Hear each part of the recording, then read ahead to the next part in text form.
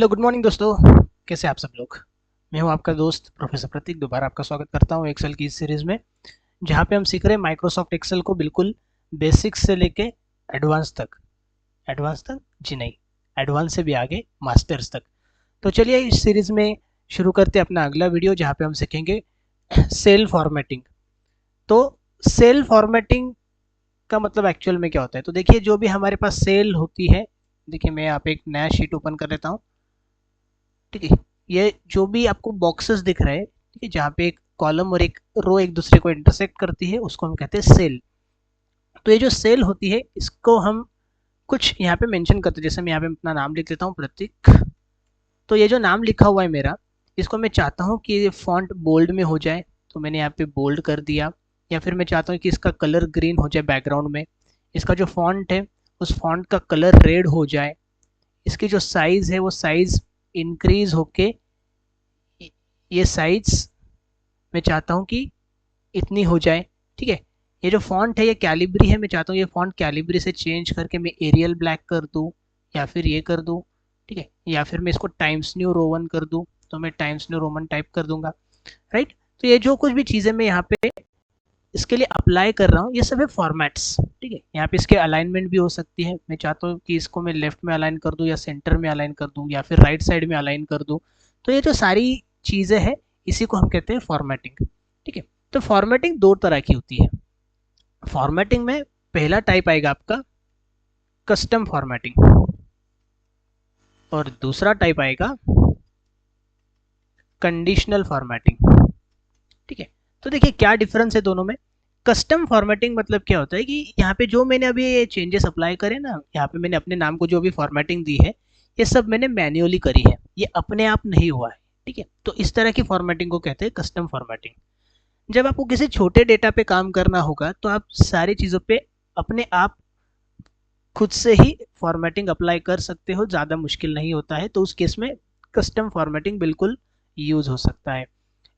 लेकिन जब आपको कोई बड़े डेटा पे काम करना है, तो हर बार डेटा अगर चेंज होगा, तो आप अपनी फॉर्मेटिंग मैन्युअली चेंज नहीं कर सकते हो, उतना समय नहीं होता है। आप चाहते हो कि अपने आप फॉर्मेटिंग भी चेंज हो जाए जैसे डेटा चेंज होगा।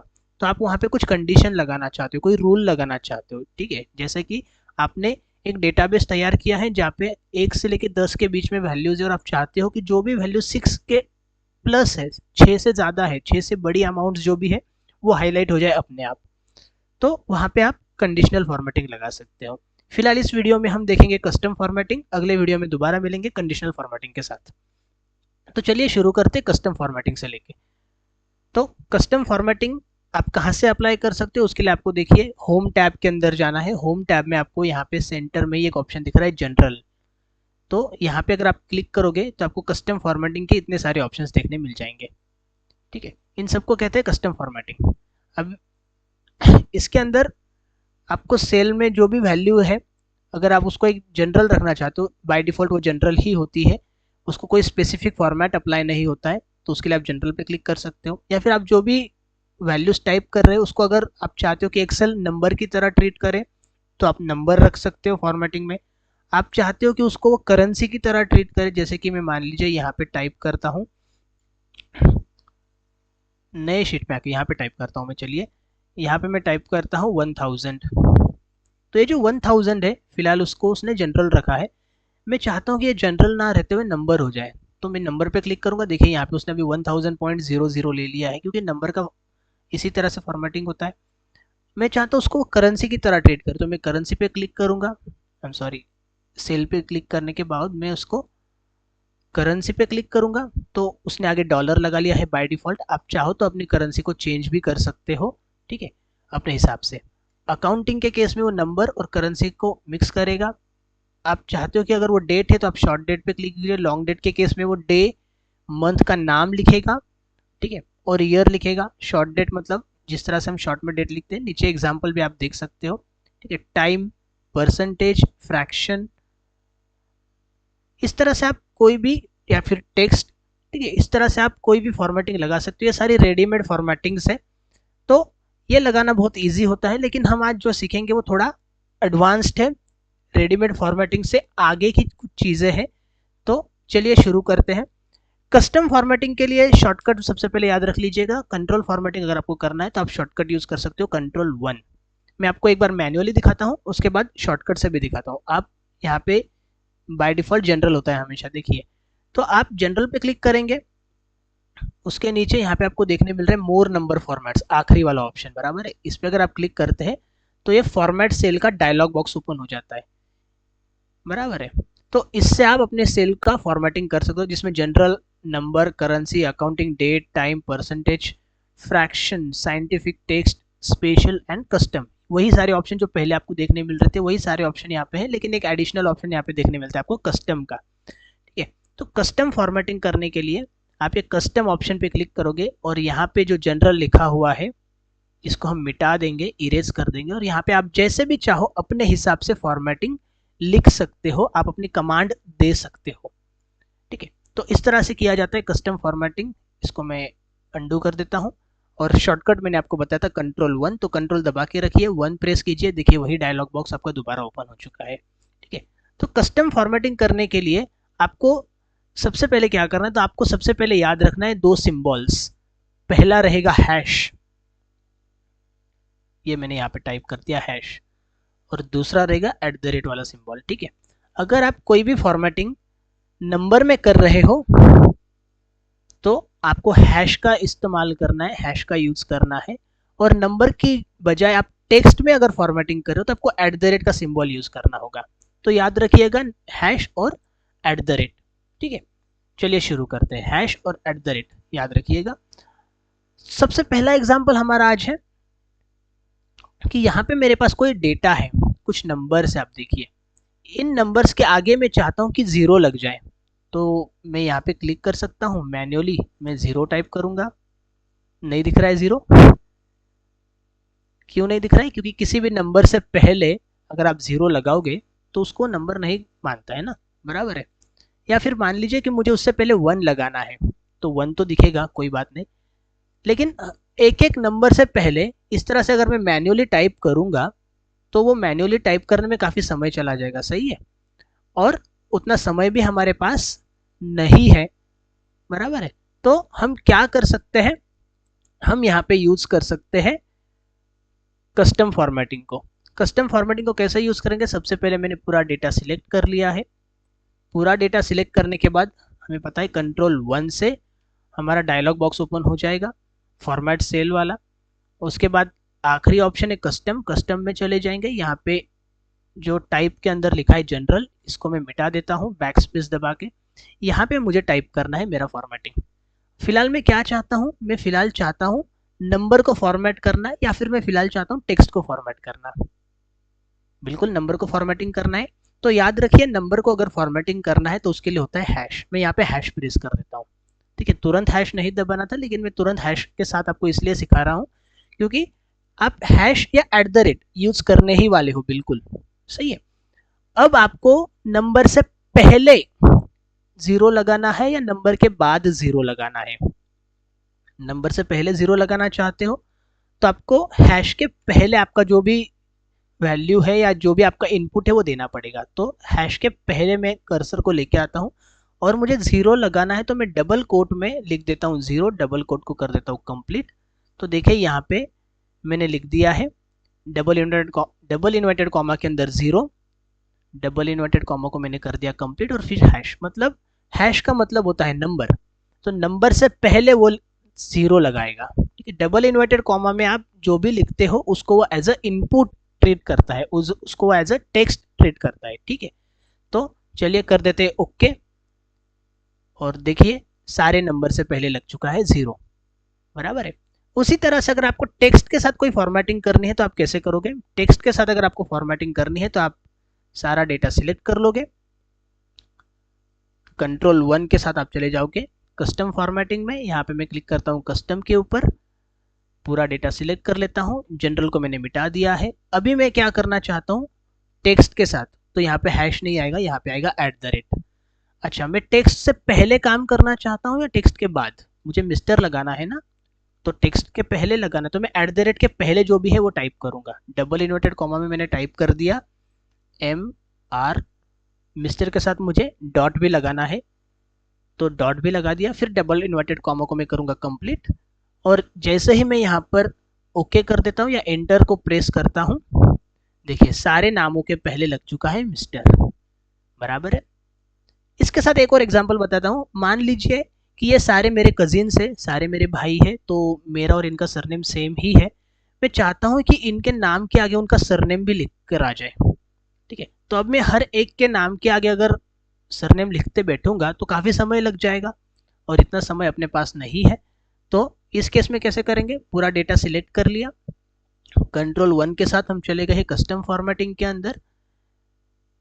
यहाँ पर एट द रेट का जो सिंबल है वो आपको दिख रहा है।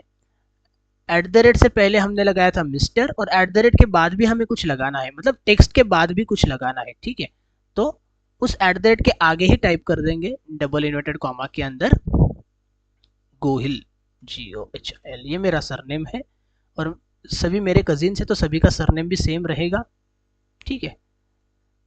और आप एक देख सकते हो कि यहाँ पे ऊपर आपको सैंपल भी देखने मिलता है, मतलब हर बार अप्लाई करके फिर देखने की ज़रूरत नहीं है। यहाँ पे सैंपल आपको दिख रहा है, और मुझे गड़बड़ ऐसी लग रही है कि यार ये जो मिस्टर के बाद डॉट लगा है उसके बाद तुरंत राजेश शुरू हो रहा है, जैसे एच खत्म होता है तुरंत गोहिल शुरू हो रहा है। अगर ये बीच में स्पेस होता तो मज़ा आ जाता, बराबर है। एक बार मैं आपको ओके करके भी दिखाता हूँ, देखिए सबके आगे आ चुका है सरनेम, लेकिन ये कैसे दिख रहा है, थोड़ा अजीब दिख रहा है ना। तो अगर स्पेस होता तो मज़ा आ जाता, बराबर है। तो मैं क्या करता हूँ, कंट्रोल 1 के साथ ये कस्टम फॉर्मेटिंग का डायलॉग बॉक्स दोबारा ओपन कर लेता हूँ।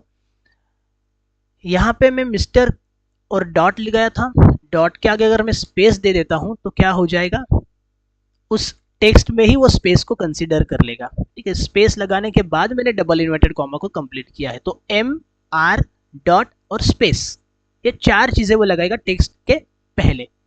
टेक्स्ट का मतलब होता है एट द रेट, तो एट द रेट है, फिर से डबल इन्वर्टेड कॉमा, मतलब डबल इन्वर्टेड कॉमा में फिर से कुछ लिखना है। अभी आप बताइए, गोहिल के पहले भी स्पेस होना चाहिए या गोहिल के बाद में स्पेस होना चाहिए? बिल्कुल, मैं चाहता हूँ कि ये जो राजेश है और ये जो गोहिल है उसके बीच में स्पेस आना चाहिए, सही है। तो स्पेस जो लगाना है मुझे वो गोहिल के पहले लगाना है, ना कि गोहिल के बाद में। मैं राजेश के साथ तो कोई छेड़छाड़ी नहीं कर सकता क्योंकि वो मेरे फॉर्मेट में नहीं आता है, वो मेरा ओरिजिनल डेटा है, उसको मैंने एट द रेट से यहाँ पे बताया है, सही है।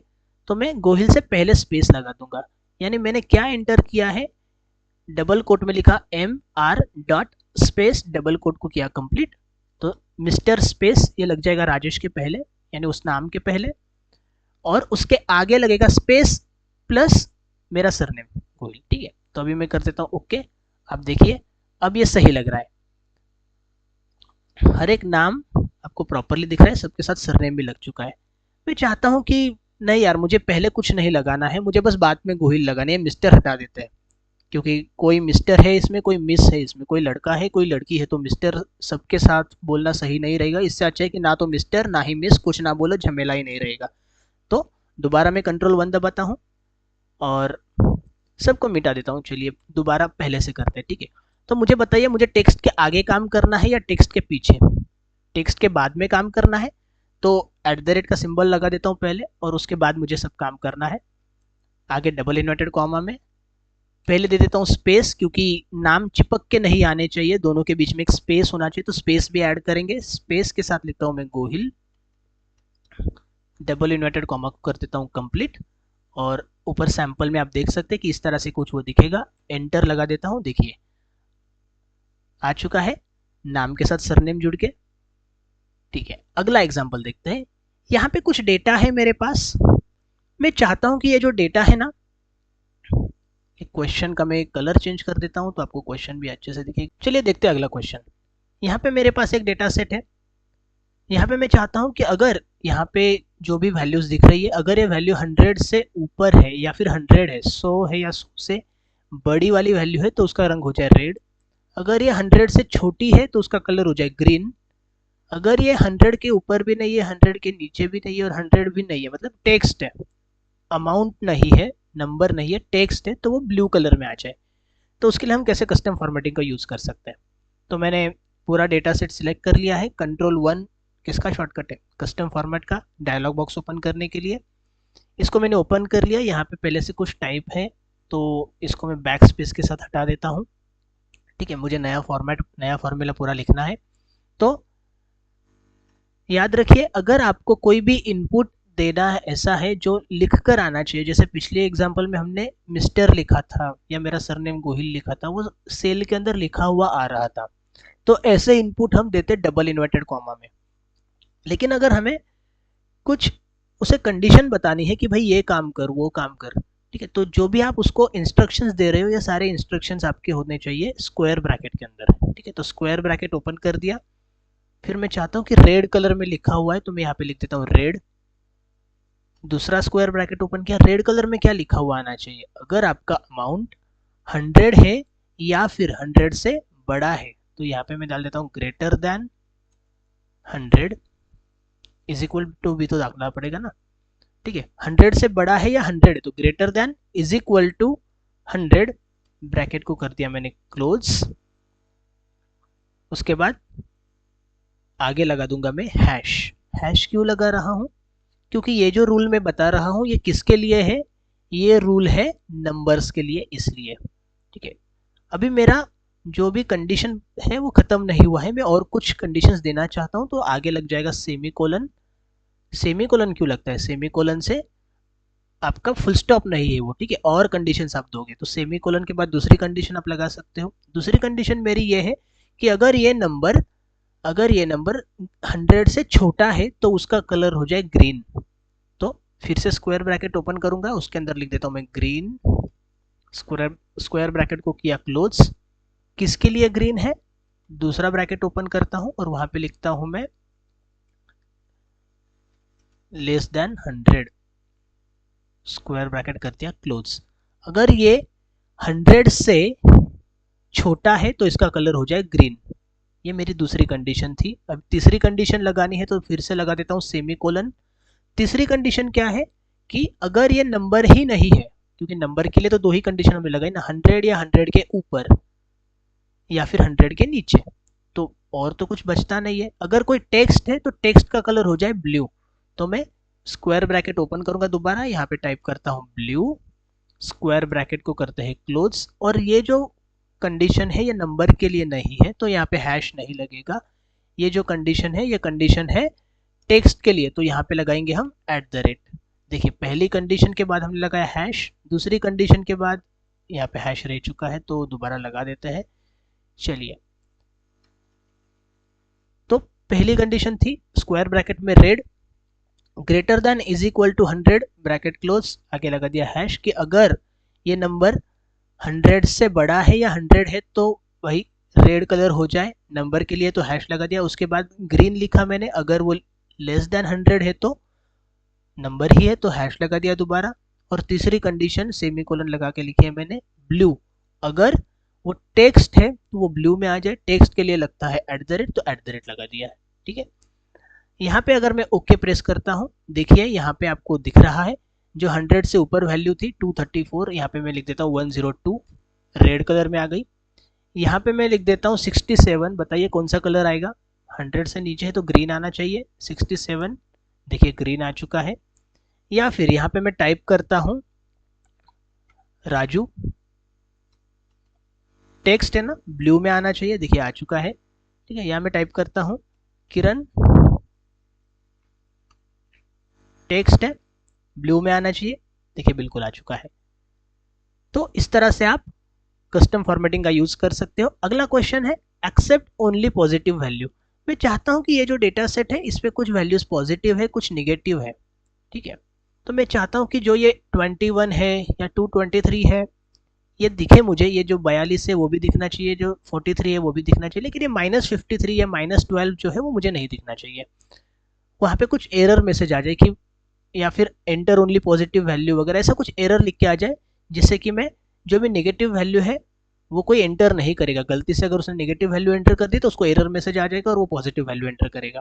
तो ये कैसे कर सकते हैं, चलिए देखते हैं। इसके लिए Ctrl+1 के साथ डायलॉग बॉक्स ओपन हो जाएगा मेरा फॉर्मेट सेल्स वाला।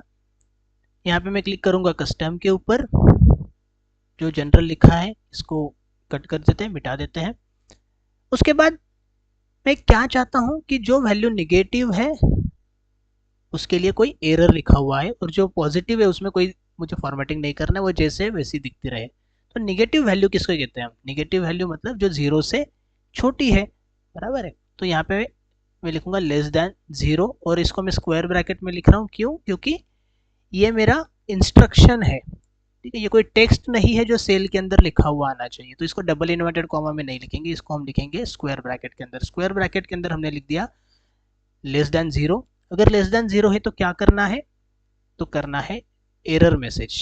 एरर मैसेज तो भाई लिखा हुआ आएगा ना सेल में, तो इसको हम लिखेंगे डबल इन्वर्टेड कॉमा में। डबल इन्वर्टेड कॉमा में लिखा जाएगा एंटर पॉजिटिव वैल्यूज ओनली, और डबल इन्वर्टेड कॉमा कर दिया क्लोज। तो जहां जहां निगेटिव वैल्यू है वहां पे ये टेक्स्ट शो करेगा, बाकी जैसा है वैसा ही रहेगा। मतलब अगर पॉजिटिव वैल्यू है तो वो वैसा ही रहेगा। ओके पे क्लिक कर देता हूँ, देखिए यहाँ पे शो हो चुका है। यहाँ पे मैं टाइप करता हूँ 12 तो 12 दिखेगा। यहाँ पे मैं टाइप करता हूँ -33 तो उसने एरर मैसेज दिखा दिया एंटर पॉजिटिव वैल्यू ओनली। ठीक है, तो चलिए आज के वीडियो के लिए इतना ही। अगले लेक्चर में मिलते हैं दोबारा कुछ और मज़ेदार क्वेश्चंस के साथ, कस्टम फॉर्मेटिंग के कुछ नए ट्रिक्स और टेक्निक के साथ। तब तक थैंक यू सो मच, जुड़े रहिए। आप इसी तरह के वीडियोस और पूरी सीरीज़ को समय पर एंजॉय करना चाहते हैं तो चैनल को सब्सक्राइब कीजिए। चैनल को सब्सक्राइब करना आपके लिए बिल्कुल फ्री होता है, लेकिन जैसे ही सब्सक्राइबर्स बढ़ेंगे हमारी काफ़ी मदद होगी और हम लाइव वीडियोज़ भी अपलोड कर पाएंगे। तो चलिए आज के लिए इतना ही। थैंक यू सो मच, धन्यवाद।